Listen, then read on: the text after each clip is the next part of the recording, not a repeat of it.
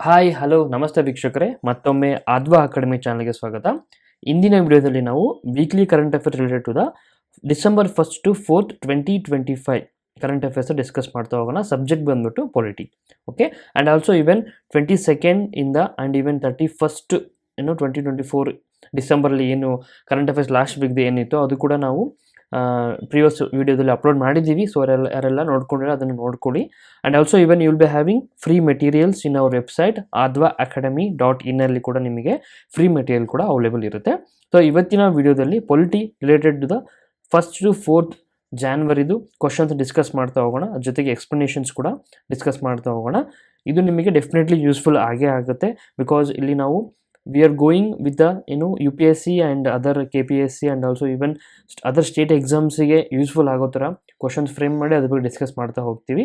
So materials ಬೇಕಿದ್ರೆ ನಮ್ಮ ವೆಬ್ಸೈಟಲ್ಲಿ ಸಿಗುತ್ತೆ advaacademy.in, ಅಲ್ಲಿ ನೀವು ಡೌನ್ಲೋಡ್ ಮಾಡ್ಕೋಬೋದು, ಫ್ರೀ ಆಗಿರುತ್ತೆ. ಆ್ಯಂಡ್ ಆಲ್ಸೋ ಯಾರೆಲ್ಲ ಪ್ರಿಪೇರ್ ಆಗ್ತಿದ್ದಾರೋ ಅವರಿಗೂ ಶೇರ್ ಮಾಡಿ. ಸೊ ಏನೇ ಸಜೆಷನ್ಸ್ ಅಥವಾ ಏನೋ ಫೀಡ್ಬ್ಯಾಕ್ ಇದ್ದರೆ ಕಮೆಂಟ್ ಬಾಕ್ಸಲ್ಲಿ ಮೆನ್ಷನ್ ಮಾಡಿ, will be going to address that. Okay, ಮೊದಲನೇ ಪ್ರಶ್ನೆ, with reference to the composition of Niti Aayog which of the following statements is are correct ಅಂತ ಕೇಳಿದ್ದಾರೆ. ಮೊದಲನೇದಾಗಿ ಕ್ವಶನ್ ಸಾಲ್ವ್ ಮಾಡೋಕ್ಕೂ ಮುಂಚೆ will discuss about the Niti Aayog structures ಬಗ್ಗೆ ಸ್ವಲ್ಪ ಡಿಸ್ಕಸ್ ಮಾಡೋಣ. ಏನಕ್ಕೆ ನ್ಯೂಸ್ ಇರೋದನ್ನು ನೋಡೋಣ. ಇಲ್ಲಿ ನಾವು Niti Aayog related to the some of the ಪಾಯಿಂಟ್ಸ್ನ ನೋಡ್ತಾ ಹೋಗೋಣ. ಸೊ ನೀತಿ ಆಯೋಗ್ ಅಂದರೆ national institution for transforming India celebrates, ಏನಕ್ಕೆ ನ್ಯೂಸಲ್ಲಿದೆ ಅಂತ ಹೇಳಿದ್ರೆ celebrating its 10 years of its foundation. Okay, and ಯಾವಾಗ ಫಾರ್ಮ್ ಆಗಿದ್ದು ನೀತಿ ಆಯೋಗ ಅಂದರೆ Jan 1st 2015, replacing the planning commission. Okay, and main objective ಏನಂತಂದರೆ to foster cooperative federalism by involving states. ಎಲ್ಲಿ ಅಂತಂದರೆ ಪಾಲಿಸಿ ಮೇಕಿಂಗಲ್ಲಿ.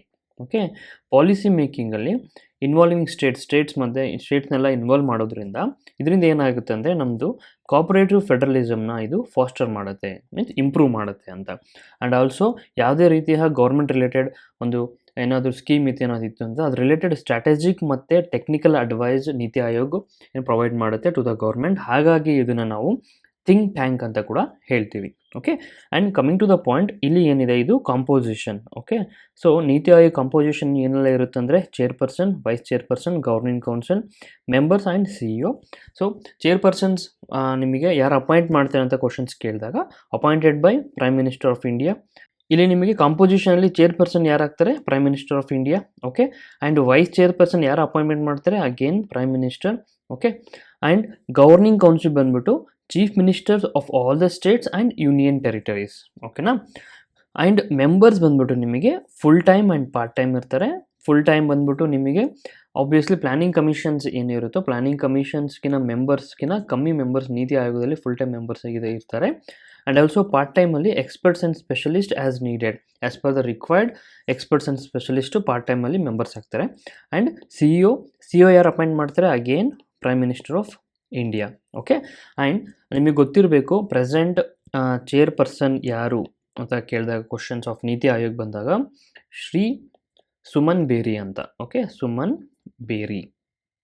Okay, and also CEO present CBI ಬಂದ್ಬಿಟ್ಟು BVR Subrahmanyam ಅಂತ, Subrahmanyam. Okay, so ಇದಿಷ್ಟು point related to the Niti Aayog. ನಾವು ಕ್ವಶನ್ಸ್ನ solve ಮಾಡೋಣ. ಸೊ ಇಲ್ಲಿ questions related to the options ನೋಡಿದಾಗ the prime minister is the chairperson of Niti Aayog, ಇದು ಸರಿ ಇದೆ. The governing council comprises chief minister of state and union territories, ಇದನ್ನು ಸರಿ ಇದೆ. The CEO of Niti Aayog is elected by committee of union ministers ಅಂತಿದೆ, ಇದು ತಪ್ಪಾಗಿರುತ್ತೆ, ಇದು ಪ್ರೈಮ್ ಮಿನಿಸ್ಟರ್. ಓಕೆ, ಹಾಗಾಗಿ 1 and 2 ಇದೆ ಕರೆಕ್ಟ್, ಫಸ್ಟ್ ಆಪ್ಷನ್ ಇದೆ ಕರೆಕ್ಟ್ ಒನ್. ಮುಂದಿನ ಪ್ರಶ್ನೆ, with reference to right to property in India consider the following statements ಅಂತ ಇದೆ. ಸೊ ಇಲ್ಲಿ ಆಪ್ಷನ್ಸ್ ನೋಡೋಕ್ಕೂ ಮುಂಚೆ will discuss about right to property ಬಗ್ಗೆ ಕೆಲವೊಂದು ಪಾಯಿಂಟ್ಸ್ನ ಡಿಸ್ಕಸ್ ಮಾಡ್ತಾ ಹೋಗೋಣ. ಸೊ ಇಲ್ಲಿ ನೋಡೋದಾದರೆ ಏನಕ್ಕೆ ನ್ಯೂಸಲ್ಲಿದೆ, ವೈ ಇನ್ ನ್ಯೂಸ್ ಅಂತಂದಾಗ ಸುಪ್ರೀಂ ಕೋರ್ಟು ರೀಸೆಂಟ್ಲಿ ಏನು ಮಾಡಿತ್ತು, reaffirm that right to property ಏನಿದೆ ಅದು no longer a fundamental right. ಅದು ನಿಮಗೆ ಗೊತ್ತಿದೆ, ಫಂಡಮೆಂಟಲ್ ರೈಟಿಂದ ತೆಗೆದಿದ್ದಾರೆ. ಸೊ ಅದು ಅಲ್ಲ, remains both constitution and human right under 300A of the constitution ಅಂತ ಸುಪ್ರೀಂ ಕೋರ್ಟು ರೀಅಫರ್ಮ್ ಮತ್ತೆ ಇದು ಮಾಡಿದೆ. ಯಾವ ಕೇಸಲ್ಲಿ ಅಂತ ನೋಡೋದಾದರೆ, ಕೇಸ್ ರೆಫರೆನ್ಸ್ ನೋಡೋದಾದರೆ ನೀವು ನೋಡ್ಬೋದು, this observation was made during delayed compensation for lands acquired for the Bengaluru Mysuru infrastructure corridor project ಏನಿದೆ, ಈ ಪ್ರಾಜೆಕ್ಟಲ್ಲಿ ಲ್ಯಾಂಡ್ ಓನರ್ಸಿಗೆ ಅವರಿಗೆ ಕಂಪನ್ಸೇಷನ್ಸು ಸಿಕ್ಕಿರಲ್ಲ ಓವರ್ ಎ 2 ಡಿಕೇಡ್ಸ್ ಅಂದರೆ ಅರೌಂಡ್ 20 ಇಯರ್ಸ್ವರೆಗೂ ಅವರಿಗೆ ಕಂಪನ್ಸೇಷನ್ ಸಿಕ್ಕಿರಲ್ಲ. ಆ ರಿಲೇಟೆಡ್ ಕೇಸ್ ರೆಫರೆನ್ಸ್ ಮೇಲೆ ಸುಪ್ರೀಂ ಕೋರ್ಟ್ ಏನು ಮಾಡಿದೆ, ರಿಅಫರ್ಮ್ ದ ರೈಟ್ ಟು ಪ್ರಾಪರ್ಟಿಯು ಏನಾಗಿದೆ ಫಂಡಮೆಂಟಲ್ ರೈಟ್ ಅಲ್ಲ, ಇದು constitution and human right under article 300A ಅಂತ ಸುಪ್ರೀಂ ಕೋರ್ಟ್ ವರ್ಡಿಕ್ಟ್ ಇದಾಗಿದೆ. ಸೊ ಇಲ್ಲಿ ಏನಾಗಿದೆ ಕೇಸ್ ರೆಫರೆನ್ಸ್ ವೈಸ್ ನೋಡೋದಾದರೆ, Bengaluru Mysuru infrastructure corridor project ವೇಳೆಯಲ್ಲಿ ಸೊ ಲ್ಯಾಂಡ್ ಏನು ಗೌರ್ಮೆಂಟ್ ಅಕ್ವೈರ್ಡ್ ಮಾಡ್ಕೊಂಡಿತ್ತೋ ಆ ಲ್ಯಾಂಡ್ ಓನರ್ಸಿಗೆ ಏನು ಕಂಪನ್ಸೇಷನ್ನ ಪ್ರೊವೈಡ್ ಮಾಡಿರಲ್ಲ, ಓವರ್ ಎ 2 ಡಿಕೇಡ್ಸ್ ಅಷ್ಟು ಡಿಲೇ ಆಗಿರುತ್ತೆ. ಸೊ ಹಾಗಾಗಿ ಇದು ಏನೋ ನ್ಯೂಸಲ್ಲಿ ಇರೋದು. And coming to the point, right to property ಬಗ್ಗೆ ನೋಡೋದಾದರೆ, right to property was original ಏನು fundamental right under article 91F and 31 of the constitution. ಇದಾದಮೇಲೆ ಏನಾಗುತ್ತೆ, 44th amendment of the constitution 1978 ಪ್ರಕಾರ ರೈಟ್ ಟು ಪ್ರಾಪರ್ಟಿನ ರಿಮೂವ್ ಮಾಡಿ ಫ್ರಮ್ ದ ಫಂಡಮೆಂಟಲ್ ರೈಟ್ಸಿಂದ, ಓಕೆನಾ, ಅದನ್ನು constitutional right under article 300A ಅಲ್ಲಿ ಏನು ಮಾಡಿದ್ದಾರೆ, ಸೇರಿಸ್ತಾರೆ. ಓಕೆ, ದ ರೈಟ್ ಅದ್ರ ಪ್ರಕಾರ ಏನು 300A ಆರ್ಟಿಕಲ್ 300A ಪ್ರಕಾರ right to property means that a person cannot deprived of the property without the authority of law ಅಂತ 300A ಅಂಡರ್ ಆರ್ಟಿಕಲ್ 300A ಅಲ್ಲಿ ಮೆನ್ಷನ್ ಆಗಿದೆ. ಇಲ್ಲಿ ಏನಾಗಿದೆ, ರೈಟ್ ಟು ಪ್ರಾಪರ್ಟಿ ಇದು also recognised as human right ಅಂತ supreme court verdict ಇದು ಮಾಡಿದೆ, reaffirmation ಕೊಟ್ಟಿದೆ. ಆ್ಯಂಡ್ ಇಲ್ಲಿ ಸ್ಟೇಟ್ ಅಬ್ಲಿಗೇಷನ್ಸ್ ನೋಡೋದಾದರೆ, the court underscore that their entity governed by the rule of law cannot exceed constitution powers and must ensure timely and adequate compensation when depriving individual of their property. ಅಂದರೆ ಅವ್ರು ಏನಂತ ಹೇಳಿದ್ದಾರೆ, even court ಏನಾಗಿದೆ supreme ಕೋರ್ಟ್ದು ಯಾವುದೇ ರೀತಿಯ ಒಬ್ಬ ಪರ್ಸನ್ದು ಅಥವಾ ಲ್ಯಾಂಡ್ ಲಾರ್ಡಿಂದು ಪ್ರಾಪರ್ಟಿನ ತಗೊಂಡಾಗ ಅಲ್ಲಿ ಏನಾಗಬೇಕು ಅಂದರೆ ಎನ್ಶೂರ್ ಟೈಮ್ಲಿ ಕಂಪನ್ಸೇಷನ್ನ ಕೊಡಬೇಕು, there should not be delay ಅಂತ ಹೇಳಿ ಕೋರ್ಟು ಏನಾಗಿದೆ ಅಬ್ಲಿಗೇಷನ್ಸ್ನ ಇದು ಮಾಡಿದೆ. ಇಲ್ಲಿ ಆಪ್ಷನ್ಸ್ ನೋಡೋದಾದರೆ, with reference to right to property statements first ಬಂದ್ಬಿಟ್ಟು the 44th amendment act of 1978 reclassified the right to property from a constitution right. ಇದು ರಾಂಗ್ ಆಗುತ್ತೆ. ಇದೇನಾಗುತ್ತೆ, right to property from fundamental right to constitution ರೈಟಿಗೆ ಇದಾಗಿದ್ದು under 300 article. ಹಾಗಾಗಿ ಇದು statement wrong ಆಗುತ್ತೆ. The right to property recognise both constitution and human right, ಇದು ಸರಿ ಇದೆ. Compensation or deprivation of property is mandatory under article 300A of the constitution. ಇದು mandatory ಅಲ್ಲ, it as per the law ಪ್ರಕಾರ ಇದಾಗುತ್ತೆ. So ಹಾಗಾಗಿ only 2 is the correct option ಆಗುತ್ತೆ. ಮುಂದಿನ ಪ್ರಶ್ನೆ, with reference to digital personal data protection act 2023 which of the following statements is are correct ಅಂತ ಕೇಳಿದ್ದಾರೆ. ಸೊ ಅಗೇನ್ ನಾವು ಕ್ವಶನ್ ಸಾಲ್ವ್ ಮಾಡೋಕ್ಕೂ ಮುಂಚೆ ಸಮ್ ಆಫ್ ದ ಫ್ಯಾಕ್ಟ್ಸ್ನ ತಿಳ್ತಾ ಹೋಗೋಣ ಡಿಜಿಟಲ್ ಡಾಟಾ ಪರ್ಸನಲ್ ಡಾಟಾ ಪ್ರೊಟೆಕ್ಷನ್ನ ಆ್ಯಕ್ಟ್ ಬಗ್ಗೆ. ಓಕೆ, ಇಲ್ಲಿ ಸಮ್ ಆಫ್ ದ ಫ್ಯಾಕ್ಟ್ಸ್ ನೋಡೋದಾದರೆ, digital personal data protection rules 2025 DPDP rules 2025 draft ಅಥವಾ ರೂಲ್ಸ್ ಅಂತ ಏನು ಹೇಳ್ತೀವಲ್ಲ, ಈ ರೂಲ್ಸ್ನ ರಿಲೀಸ್ ಮಾಡಿದ್ದು ಯಾರು ಅಂತಂದಾಗ ministry of electronics and information technology mighty ಅವರು. ಆ್ಯಂಡ್ ಏನಕ್ಕೆ ಅಂತಂದಾಗ ಒಂದು ಪಬ್ಲಿಕ್ ರಿವ್ಯೂ ಅಥವಾ ಪಬ್ಲಿಕ್ ಫೀಡ್ಬ್ಯಾಕ್ಗೋಸ್ಕರ ಈ ರೂಲ್ಸ್ನ ರಿಲೀಸ್ ಮಾಡ್ತಾರೆ. ಸೊ ಇಲ್ಲಿ ಪರ್ಪೋಸ್ ಏನು ಅಂತ ನೋಡಿದಾಗ 2024 ಡಿಜಿಟಲ್ ಪರ್ಸನಲ್ ಡಾಟಾ ಆ್ಯಕ್ಟ್ 2023ಯಲ್ಲಿ ಆಗಿರುವಂಥ ಈ ಆ್ಯಕ್ಟ್ನ ಇಂಪ್ಲಿಮೆಂಟೇಷನ್ ಮಾಡೋ ವಿಚಾರದಿಂದ ಇದನ್ನೇನು ಮಾಡ್ತಾರೆ, ಈ ರೂಲ್ಸ್ನ ಡ್ರಾಫ್ಟ್ನ ಪಬ್ಲಿಷ್ ಮಾಡ್ತಾರೆ ಫಾರ್ ದ ಪಬ್ಲಿಕ್ ಫೀಡ್ಬ್ಯಾಕ್ಗೋಸ್ಕರ. ಸ್ಕೋಪ್ ಅಂದ್ಬಿಟ್ಟು ಇದ್ರ ಮೇನ್ ಇಂಟೆನ್ಷನ್ ಸ್ಕೋಪ್ ಏನಂತ ನೋಡಿದಾಗ, ಪರ್ಸ್ನಲ್ ಡಾಟಾನ ಡಿಜಿಟಲ್ ಮಾಡೋದು. ಪರ್ಸ್ನಲ್ ಡಾಟಾ ಅಂದರೆ ಆನ್ಲೈನ್ ಡಾಟಾನೂ ಆಗಿರ್ಬೋದು ಅಥವಾ ಈವನ್ ಆಫ್ಲೈನ್ ಡಾಟಾನೂ ಆಗಿರ್ಬೋದು. ಇದನ್ನು ಡಾಟಾನ ಡಿಜಿಟಲಿ ಮಾಡೋದಕ್ಕೆ ಅದಕ್ಕೆ ಇದು ಮೇನ್ ಸ್ಕೋಪ್ ಆಗಿರುತ್ತೆ. ಇಲ್ಲಿ ಆಬ್ಲಿಗೇಷನ್ಸ್ ಅಂತ ಬಂದಾಗ ಕೆಲವೊಂದು ಪಾಯಿಂಟ್ಸ್ ನೆನ್ಪಿಟ್ಕೋಬೇಕಾಗುತ್ತೆ. ಮೇನ್ ಇಲ್ಲಿ ಡಾಟಾ ಫಿಡ್ಯೂಷರೀಸ್ ಏನಿರ್ತಾರೋ they should obtain consent from the individuals before processing their personal data. ಅಂದರೆ ಯಾವುದೇ ಒಂದು ಇಂಡಿವಿಜುವಲ್ ಡಾಟಾನ ನಾವು ಡಿಜಿಟಲ್ ಮಾಡಬೇಕು ಅಂತಂದಾಗ, ಓಕೆ, ಆ data fiduciaries like some of the companies ಏನಿರುತ್ತೋ ಅವು ಕಂಪ್ಲೀಟಾಗಿ they have to consent the individuals. ಅಂದರೆ ಒಬ್ಬ ಪರ್ಸನ್ನ ಕನ್ಸೆಂಟ್ ಮಾಡಬೇಕು, ನಾವು ನಿಮ್ಮ ಡಾಟಾನ ಡಿಜಿಟಲ್ ಮಾಡ್ಬೋದಾ ಅಂತ ಪರ್ಮಿಷನ್ ಕೇಳಬೇಕಾಗುತ್ತೆ. Okay, and processing of data of children and personal with disabilities, ಯಾರು ಮಕ್ಕಳು ಮತ್ತು ಡಿಸಬಿಲಿಟೀಸ್ ಯಾರು ಪರ್ಸನ್ಸ್ ಇರ್ತಾರೋ ಅವರಿಗೆ ಕನ್ಸೆಂಟ್ ಫ್ರಮ್ ಎಲ್ಲಿಂದ ಯಾರು ಕನ್ಸೆಂಟ್ ಮಾಡಬೇಕು ಅಂದರೆ ಪೇರೆಂಟ್ ಆರ್ ಲಾಫುಲ್ ಗಾರ್ಡಿಯನ್ನ ಕನ್ಸೆಂಟ್ ಮಾಡಬೇಕತ್ತೆ ಅವ್ರ ಡಾಟಾನ ಡಿಜಿಟಲ್ ಮಾಡಬೇಕು ಅಂದಾಗ. ಆ್ಯಂಡ್ ಅಗೇನ್ ಡಾಟಾ ಪ್ರೊಟೆಕ್ಷನ್ ಆಫೀಸರ್ನ ಏನು ಮಾಡಬೇಕು, ಅಪಾಯಿಂಟ್ಮೆಂಟ್ ಮಾಡಲೇಬೇಕಾಗುತ್ತೆ. ಅದು ಏನು ರೀಸನ್ ಅಂತಂದಾಗ ಗ್ರೀವೆನ್ಸ್ ಅಡ್ರೆಸ್ಸಲ್ಲಿ, ಅಂದರೆ ಯಾವುದೇ ಒಂದು ಕಂಪ್ಲೇಂಟ್ ಆಯಿತು ಏನೇ ಇದ್ರೂ ಅಡ್ರೆಸ್ ಮಾಡಲಿಕ್ಕೆ ಡಾಟಾ ಪ್ರೊಟೆಕ್ಷನ್ ಆಫೀಸರ್ನ ಅಪಾಯಿಂಟ್ಮೆಂಟ್ ಮಾಡಬೇಕಾಗುತ್ತೆ. ಇಲ್ಲಿ ಯೂಸರ್ ರೈಟ್ಸ್ ಅಂತ ಬಂದಾಗ rights to receive a summary from the data fiduciaries detailing how their personal data is processed. ಯಾವ ಥರ ಪರ್ಸನಲ್ ಡಾಟಾ ಪ್ರೊಸೆಸ್ ಆಗಿದೆ ಅಂತ ಡಾಟಾ ಫಿಡ್ಯೂಷರೀಸಿಗೆ ಇಂಡಿವಿಜುವಲ್ ಕೂಡ ಕೇಳ್ಬೋದು, ಸಮ್ಮರಿನ ಕೇಳ್ಬೋದು, ಯಾವ ಥರ ನಮ್ಮ ಡಾಟಾ ಶೇರ್ ಆಗಿದೆ ಅಂತ. ಓಕೆ, ಇದ್ರ ಜೊತೆಗೆ ಡಾಟಾ ಪ್ರೊಟೆಕ್ಷನ್ ಬೋರ್ಡ್ ಏನಿದೆ ಇದು empowered with civil court authorities. Okay, so ಇದು ಏನಕ್ಕೆ ಡಾಟಾ ಪ್ರೊಟೆಕ್ಷನ್ ಬೋರ್ಡ್ ಎನ್ಫೋರ್ಸ್ಮೆಂಟ್ ಮಾಡಬೇಕು ಓನ್ಲಿ ರೀಸನ್ ಅಂತಂದಾಗ ಸೊ ಅಡ್ರೆಸ್ ದ ಏನು ಕಂಪ್ಲೇಂಟ್ಸ್ನ ಪರ್ಸನಲ್ ಡಾಟಾ ಕಂಪ್ಲೇಂಟ್ಸ್ನ ಅಡ್ರೆಸ್ ಮಾಡಲಿಕ್ಕೆ ಒಂದು ಡಾಟಾ ಪ್ರೊಟೆಕ್ಷನ್ ಬೋರ್ಡ್ ಕೂಡ ಎನ್ಫೋರ್ಸ್ಮೆಂಟ್ ಮಾಡಬೇಕಾಗುತ್ತೆ. ಇದಿಷ್ಟು ಏನು ನಮ್ಮದು digital personal data protection rules 2025 ಡ್ರಾಫ್ಟಿಂದು ಸಮ್ ಆಫ್ ದಿ ಡೀಟೇಲ್ಸ್ ಆಗಿರುತ್ತೆ. ಇವಾಗ ನಾವು ಆಪ್ಷನ್ಸ್ನ ಸಾಲ್ವ್ ಮಾಡ್ತಾ ಹೋಗೋಣ. ಇಲ್ಲಿ ನಾವು ಆಪ್ಷನ್ಸ್ ನೋಡೋದಾದರೆ it applies only to digital data collected online ಅಂತ ಇದೆ. ಇದು ರಾಂಗ್ ಆಗಿರುತ್ತೆ. ಇದು ಈವನ್ ಆಫ್ಲೈನಿಗೆ ಕೂಡ ಏನಾಗಿರುತ್ತೆ ಸೀಮಿತ ಆಗಿರುತ್ತೆ. And consent from individuals is mandatory for all types of data processing under the act ಅಂತ ಕೇಳಿದರೆ ಇದು ತಪ್ಪು, ಮ್ಯಾಂಡೇಟ್ರಿ ಆಗಿರಲಿಲ್ಲ. ಬಿಕಾಸ್ ಕೆಲವೊಂದು ಲೆಜಿಟಿಮೇಟ್ ಯೂಸರ್ಸ್ ಇರ್ತಾರಲ್ಲ, ಲೆಜಿಟಿಮೇಟ್ ಯೂಸರ್ಸ್ ಅಂತಂದರೆ such as voluntary data provisions ಯಾರಿರ್ತವೋ ಲೈಕ್ ಗೌರ್ಮೆಂಟ್ ಸರ್ವಿಸಸ್ ಆಯಿತು. And in case of emergency ರಿಲೇಟೆಡಲ್ಲಿ ಇದೇನಾಗಿರುತ್ತೆ ನಾಟ್ ಎ ಮ್ಯಾಂಡೇಟ್ರಿ. ಓಕೆ, ಹಾಗಾಗಿ ಸೆಕೆಂಡ್ ಆಪ್ಷನ್ಸ್ ಕೂಡ ರಾಂಗ್ ಆಗುತ್ತೆ. Significant data fiduciaries are required to appoint data protection officer ರೆಸಿಡಿಂಗ್ in India, ಇದು ಸರಿ ಇದೆ. So option only 3 is the correct option ಆಗುತ್ತೆ. Next question ನೋಡೋದಾದರೆ consider the following statements about the central bureau of investigation CBI ಅಂತ ಇದೆ. Kannada medium ಕೂಡ ಇಲ್ಲಿ questions ನೋಡೋಣ ಆಗಿದೆ. ಸೊ ಆಮೇಲೆ ನೀವು ರೆಫರ್ ಮಾಡ್ಬೋದು. ಇದಕ್ಕೂ ಮುಂಚೆ will discuss some of the facts discuss ಮಾಡಿ then will deal with this option. Okay, ಇಲ್ಲಿ ಸುಪ್ರೀಂ ಕೋರ್ಟ್ ರೂಲಿಂಗ್ ನೋಡೋದಾದರೆ CBI doesn't need state consent to file FIR against central officials ಅಂತ ಇದು ಸುಪ್ರೀಂ ಕೋರ್ಟ್ ರಿವೀಲ್ ಮಾಡುತ್ತೆ. ಇದು only reason ಏನಕ್ಕೆ ಅಂತ ಅಂದಾಗ ಕೇಸ್ ನೋಡೋದಾಗ ಇಲ್ಲೇನಾಗುತ್ತೆ, ಆಂಧ್ರ ಪ್ರದೇಶದಲ್ಲಿ ಇರುವಂತಹ ಇಬ್ಬರು ಸೆಂಟ್ರಲ್ ಗೌರ್ಮೆಂಟ್ ಅಫಿಷಿಯಲ್ಸ್ ಏನು ಮಾಡ್ತಾರೆ, ಕರಪ್ಷನ್ಸ್ ಅಂಡರಲ್ಲಿ ಏನಾಗ್ತಾರೆ ಕರಪ್ಷನ್ಸ್ ಮಾಡಿರ್ತಾರೆ. ಸೊ ಇದು ಬೇಸ್ ಮೇಲೆ CBI ಅವರು FIRನ ರಿಜಿಸ್ಟರ್ ಮಾಡ್ತಾರೆ. ಈ FIRನ ರಿಜಿಸ್ಟರ್ ಮಾಡಿದಾಗ ಈ ಅಫಿಷಿಯಲ್ಸ್ ಏನಿದ್ದಾರೆ they will challenge the CBI that ನೀವು ಸ್ಟೇಟ್ ಕನ್ಸೆಂಟ್ ತೊಗೋಬೇಕಾಗುತ್ತೆ ಅಂತ ಚಾಲೆಂಜ್ ಮಾಡ್ತಾರೆ. ಅದನ್ನು ಏನು ಮಾಡುತ್ತೆ supreme court CBI doesn't need state consent to file FIR against central official ought and the Andhra Pradesh high court's order quashing CBI investigation against 2 central government employees ಮೇಲೆ ಇದಾಗುತ್ತೆ. Okay, ಇದು ಕೇಸ್ ರೆಫರೆನ್ಸ್ ಆಗಿರುತ್ತೆ.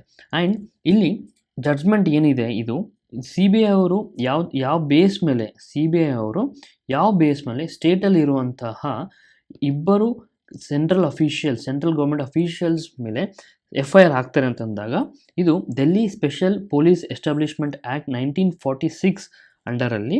ಇದರಿಂದ ಏನಾಗುತ್ತೆ CBI ಅವರು they can investigate involving offences involving central government employees under central laws such as prevention of corruption act ಅಂಡರಲ್ಲಿ CBI ಅವರು case FIRನ ಹಾಕ್ಬೋದು ಅಂತ ಯಾವುದ್ರ ಪ್ರಕಾರ Delhi special police establishment act 1946 ಪ್ರಕಾರ ಇದನ್ನು ಮೆನ್ಷನ್ ಮಾಡಿರ್ತಾರೆ.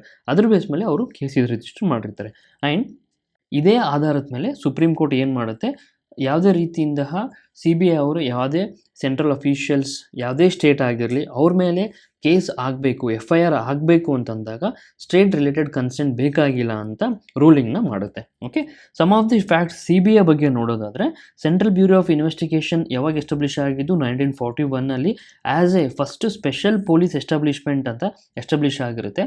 ಅದನ್ನು 1963ಯಲ್ಲಿ ರೀನೇಮ್ ಆಗಿ CBI ಆಗುತ್ತೆ, ಸೆಂಟ್ರಲ್ ಬ್ಯೂರೋ ಆಫ್ ಇನ್ವೆಸ್ಟಿಗೇಷನ್ ಅಂತ ರೀನೇಮ್ ಮಾಡ್ತಾರೆ. ಓಕೆ, ಆ್ಯಂಡ್ ಇದು ಯಾವುದು ಅಂಡರಲ್ಲಿ ಆಪರೇಟ್ ಆಗುತ್ತೆ ಅಂತಂದರೆ ministry of personnel public grievances and pensions ಅಂಡರಲ್ಲಿ ಆಪರೇಟ್ ಆಗುತ್ತೆ.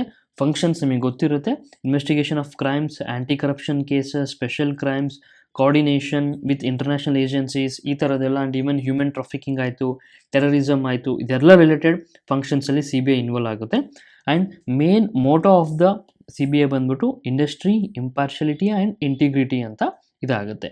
ಸೊ ಇದಿಷ್ಟು some of the points CBI related structure ಬಗ್ಗೆ ನೀವು ನೋಡಿದ್ವಿ. ಆ್ಯಂಡ್ ಆಲ್ಸೋ ಈವನ್ ಏನಕ್ಕೆ ಯಾವುದೇ ರೀತಿಯಿಂದ FIR ಹಾಕಬೇಕಾದಾಗ ಸೆಂಟ್ರಲ್ ಅಫಿಷಿಯಲ್ಸ್ ಮೇಲೆ who are working in state ಗೌರ್ಮೆಂಟಲ್ಲಿ ಅವರಿಗೆ ಯಾವುದೇ ರೀತಿಯಿಂದ ಸ್ಟೇಟ್ ಕನ್ಸೆಂಟ್ ತಗೋದು ನೆಸೆಸಿಟಿ ಇಲ್ಲ ಅಂತ ಸುಪ್ರೀಂ ಕೋರ್ಟ್ ಏನು ಮಾಡಿದೆ, ವರ್ಡಿಕ್ಟ್ನ ಪಾಸ್ ಮಾಡಿದೆ. ಇವಾಗ ನಾವು ಆಪ್ಷನ್ಸ್ ನೋಡೋದಾದರೆ first it was originally establish in 1941 as a special police establishment act, ಸರಿ ಇದೆ. The CBI operates under the ministry of home affairs, ಇದು ರಾಂಗ್. ಇಟ್ಸ್ ಆಪರೇಟ್ಸ್ ಅಂಡರ್ ಏನು ministry of personnel public grievances and pensions ಅಂಡರಲ್ಲಿ ಇದಾಗಿರುತ್ತೆ. It's primary function include investigation, corruption cases, serious crimes, ಇದು ಕೂಡ ಸರಿಯಾಗಿರುತ್ತೆ. And 1 and 3 is the correct answer. 1 and 3 is the first option is the correct one. ಮುಂದಿನ ಪ್ರಶ್ನೆ, which of the following are expected benefits of ONOS initiative ಅಂತ ಕೇಳಿದ್ದಾರೆ. ONOS ಅಂದರೆ one nation and one subscription initiative ಅಂತ ಕೇಳಿದ್ದಾರೆ. ಇದಕ್ಕೂ ಮುಂಚೆ some of the facts ರಿಲೇಟೆಡ್ನ ONOS ಬಗ್ಗೆ ತಿಳ್ತಾ ಹೋಗೋಣ. One nation and one subscription ಏನಕ್ಕೆ ನ್ಯೂಸಲ್ಲಿದೆ ಅಂತ ನೋಡೋದಾದರೆ, around 18 million students from all the government funded institutions of higher education including IITs will get free access to scholarly research articles and general publication from Jan 1, 2025. ಅಂದರೆ 18 million students ಅಂದರೆ around 1.8 crore students from not only student and even citizens, Indian citizens ಆಯಿತು and even researchers ಆಯಿತು, ಅವರಿಗೆಲ್ಲ ಏನು ಅಂತಂದರೆ free access to scholar research articles. ಅಂದರೆ globally ಅಂತಹ scholars ಆಯಿತು ಆ್ಯಂಡ್ ಈವನ್ ಜರ್ನಲ್ಸ್ ಆಯಿತು ಅಂತ ಎಲ್ಲ ಪಬ್ಲಿಕೇಶನ್ಸ್ ಎಲ್ಲನೂ ಫ್ರೀಯಾಗಿ ಸ್ಟೂಡೆಂಟ್ಸ್ ಆಯಿತು, ರಿಸರ್ಚ್ಗಾಯಿತು, ಸಿಟಿಸನ್ಸಿಗಾಯಿತು ಪ್ರೊವೈಡ್ ಮಾಡಬೇಕು ಅಂತೇಳಿ ONOS ಇನಿಷಿಯೇಟಿವ್ನ ಲಾಂಚ್ ಮಾಡಿದ್ದಾರೆ. ಓಕೆ, ಆ್ಯಂಡ್ ಟಾರ್ಗೆಟ್ ಆಡಿಯನ್ಸ್ ಇಲ್ಲಿ ಬಂದ್ಬಿಟ್ಟು 1.8 crore, 18 million students, research, citizens ಆಗಿರ್ಬೋದು. ಯಾವ ಥರ ಅಂತಂದರೆ major scientific, technical and medical journals global ಏನಿರುತ್ತವೋ ಅದೆಲ್ಲದಕ್ಕೂ ಆ್ಯಕ್ಸೆಸ್ ಫ್ರೀ ಆಗಿರುತ್ತೆ. ಓನ್ಲಿ ರೀಸನ್ ಅಂತಂದಾಗ ಕಾಸ್ಟ್ ಎಫಿಷಿಯನ್ಸಿ ಸಲುವಾಗಿ. ಓಕೆ, ಅಂದರೆ ನಾವು ಇಂಡಿವಿಜುವಲಿ ಇನ್ಸ್ಟಿಟ್ಯೂಷನ್ಸ್ ಆ್ಯಕ್ಸೆಸ್ ತೊಗೊಂಡಾಗ ಸ್ವಲ್ಪ ಕಾಸ್ಟ್ ಜಾಸ್ತಿ ಬರುತ್ತೆ. ಸೊ ಅದನ್ನೆಲ್ಲನೂ ಕಮ್ಮಿ ಮಾಡಲಿಕ್ಕೆ ಸಬ್ಸ್ಕ್ರಿಪ್ಷನ್ ಕಾಸ್ಟ್ನ ಈ ಇನಿಷಿಯೇಟಿವ್ನ ತೊಗೊಂಡಿದ್ದಾರೆ. ಆ್ಯಂಡ್ ಪ್ಲ್ಯಾಟ್ಫಾರ್ಮ್ ನಿಮಗೆ ಈ ಥರ ಜರ್ನಲ್ಸ್ ಆಯಿತು, ಸ್ಕಾಲರ್ ರಿಸರ್ಚ್ ಆರ್ಟಿಕಲ್ಸ್ ಎಲ್ಲಿ ಸಿಗುತ್ತೆ ಅಂತಂದಾಗ ನ್ಯಾಷನಲ್ ಡಿಜಿಟಲ್ ಲೈಬ್ರರಿ ಆಫ್ ಇಂಡಿಯಾದಲ್ಲಿ ನಿಮಗೆ ಪ್ರೊವೈಡ್ ಆಗುತ್ತೆ. ಆ್ಯಂಡ್ ಇದು managed by ministry of education ಅಂತ ಆಗಿರುತ್ತೆ. ಓಕೆ, ಆ್ಯಂಡ್ ಮೇನ್ ಇದರಿಂದ ಬೆನಿಫಿಟ್ಸ್ ಏನಾಗುತ್ತೆ, ಎಕ್ಸಾಂಪಲ್ ಸ್ಟೂಡೆಂಟ್ಸ್ ಆಯಿತು, ರಿಸರ್ಚರ್ಸಿಗೆ ಆಯಿತು ಅಂತಂದಾಗ ಅವ್ರದ್ದು encourages innovation and quality research. Okay, ಅದರಿಂದ ಇನೋವೇಷನ್ ಆಯಿತು, ರಿಸರ್ಚ್ ಮಾಡೋ ಕ್ವಾಲಿಟಿ ಏನಾಗುತ್ತೆ, ಇಂಪ್ರೂವ್ ಆಗುತ್ತೆ. And also even nation wise ನೋಡೋದಾದರೆ improves India's global academy and research ranking. So ಇಲ್ಲೇನಾಗುತ್ತೆ ಅಂದರೆ ಇಂಡಿಯಾದು ಗ್ಲೋಬಲ್ ಅಕಾಡೆಮಿ ಮತ್ತು ಅದು ರ್ಯಾಂಕಿಂಗ್, ರಿಸರ್ಚ್ ರ್ಯಾಂಕಿಂಗ್ ಏನಾಗುತ್ತೆ ಇದು ಕೂಡ ಇಂಪ್ರೂವ್ ಆಗುತ್ತೆ. ಬಿಕಾಸ್ ಆಫ್ ಒಳ್ಳೆ ಆರ್ಟಿಕಲ್ಸ್ ಆಯಿತು, ಜರ್ನಲ್ಸ್ ಆಯಿತು ಫ್ರೀಯಾಗಿ ಸಿಗೋದ್ರಿಂದ ಎಲ್ಲ ಸ್ಟೂಡೆಂಟ್ಸಿಗೂ ಏನಾಗುತ್ತೆ, they can engage in the good articles. ಅದರಿಂದ ನಾವು ಕಲ್ತ್ಕೊಂಡು ಓಕೆ ಸ್ಟೂಡೆಂಟ್ಸ್ ಎಲ್ಲ ಇಂಪ್ರೂವ್ ಆಗುತ್ತೆ. ಅದರಿಂದ obviously India's global academic research ranking ಕೂಡ ಇಂಪ್ರೂವ್ ಆಗುತ್ತೆ. ಆ್ಯಂಡ್ ಆಲ್ಸೋ ಈ ಇನಿಷಿಯೇಟಿವ್ನ ಯಾರು ಸಪೋರ್ಟ್ ಮಾಡ್ತಾರೆ ಅಂದರೆ it's like Atmanirbhar Bharat and digital India supports ಆಗುತ್ತೆ. And also some of the institution like IITs ಆಗಿರ್ಬೋದು, IIS ಆಗಿರ್ಬೋದು, IISc ಆಗಿರ್ಬೋದು, NITs ಆಗಿರ್ಬೋದು. ಓಕೆ, ಇದೆಲ್ಲನೂ ಏನಾಗುತ್ತೆ, they are supporting this ONOS initiative. Okay, and major challenges ಬಂದಾಗ ಈ ಇನಿಷಿಯೇಟಿವಲ್ಲಿ ಮೇನ್ ಏನಂತಂದರೆ equitable access across rural areas with limited digital literacy and infrastructure. Because access ಏನಿದೆ ಎಲ್ಲ ರೂರಲ್ ಆಯಿತು ಆ್ಯಂಡ್ ಈವನ್ ಅರ್ಬನ್ ಆಯಿತು, ಅರ್ಬನ್ ಏರಿಯಾದಲ್ಲಿ ಸ್ವಲ್ಪ ಇನಿಷಿಯೇಟಿವ್ಸ್ ಆದಾಗ there will be facilities equal ಆಗಿ ಸಿಗುತ್ತೆ. ಬಟ್ ಎಸ್ಪೆಷಲಿ ರೂರಲ್ ಏರಿಯಾಸ್ ಬಂದಾಗ ಅಲ್ಲಿ because of digital literacy limited ಇರೋದ್ರಿಂದ ಆ್ಯಂಡ್ ಆಲ್ಸೋ ಇನ್ಫ್ರಾಸ್ಟ್ರಕ್ಚರ್ ಕಮ್ಮಿ ಇರೋದ್ರಿಂದ ಅಲ್ಲಿ ರೀಚ್ ಆಗೋದು ಸ್ವಲ್ಪ ಅದೊಂದು ಚಾಲೆಂಜ್ ಆಗಿರುತ್ತೆ. Okay, and also regular updating of content to keep pace with global research trends. ಅಂದರೆ ಇವಾಗ ಯಾವುದೇ ಒಂದು ನ್ಯೂಸ್ ಏನಾದರೂ ಸುದ್ದಿಯಲ್ಲಿದ್ದಾಗ ಅಥವಾ ಯಾವುದೇ ಒಂದು ಗ್ಲೋಬಲ್ ಟ್ರೆಂಡಲ್ಲಿರುವಂತಹ ನ್ಯೂಸ್ನ ಅದು ನಾವು ಏನು ಮಾಡೋದು ರೆಗ್ಯುಲರಾಗಿ ಅಪ್ಡೇಟ್ ಮಾಡಬೇಕಾಗುತ್ತೆ. ಸೊ ದ್ಯಾಟ್ ಈ ಎಲ್ಲ ಅಪ್ಡೇಟೆಡ್ ಮೆಟೀರಿಯಲ್ ಆಯಿತು ಅಥವಾ ಅಪ್ಡೇಟೆಡ್ ನ್ಯೂಸ್ ಆಯಿತು ಸ್ಟೂಡೆಂಟ್ಸಿಗೆ ಸಿಗಬೇಕಾಗುತ್ತೆ. ಇದು ಅಪ್ಡೇಟ್ ಮಾಡೋದು ಕೂಡ ಒಂದು ಏನಂದರೆ ಮೇಜರ್ ಚಾಲೆಂಜ್ ಆಗಿರುತ್ತೆ. ಇದರಿಂದ ಏನಂತ ಹೇಳ್ಬೋದು ಅಂದರೆ ಒಂದು ONOS ಇನಿಷಿಯೇಟಿವ್ ಒಂದು ಲ್ಯಾಂಡ್ಮಾರ್ಕ್ ಸ್ಟೆಪ್ ಆಗಿರುತ್ತೆ. ಸೊ ದ್ಯಾಟ್ ಇದೇನಾಗುತ್ತೆ ಅಂದರೆ bridging the knowledge divide and ಫಾಸ್ಟರಿಂಗ್ and inclusive research driven ecosystem in India.